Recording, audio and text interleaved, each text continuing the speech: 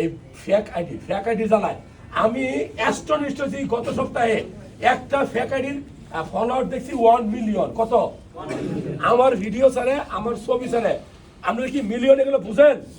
যারা সোশ্যাল মিডিয়ায় কাজ করবেন তারা দেখবেন যে 100 ফলোয়ার্স আনতে কত কষ্ট হয়। তার ফলোয়ার্স কত? 1 মিলিয়ন, 10 লাখ। অর্থাৎ আমার কথা মানুষ যেখানে শুনে সেখানে মানুষ বিশ্বাস করে ওটাকে ফলো করে।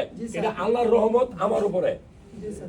কিন্তু সিটিংবাজি করতেছে, এটা দায়ভার কি আমি নিব? আপনাকে কি আল্লাহ জ্ঞান দেয় নাই, ব্রেন শক্তি কিচ্ছু দেয় নাই? এগুলো কথা কয়ে সময় নষ্ট করার দরকার নাই।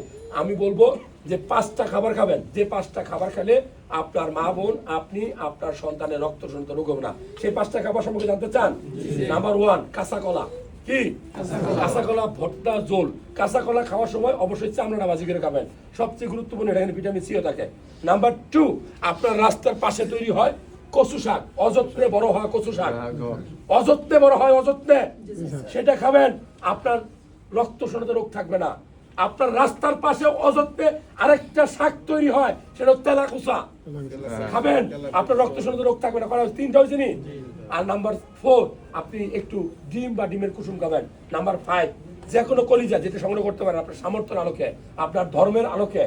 সবাই তো সব মাংস খায় না, সবাই তো সব কলিজা খায় না, তবে মুরগি, গরু, খাসি, ছাগল, ভেড়া, এই কলিজাগুলো খাবেন।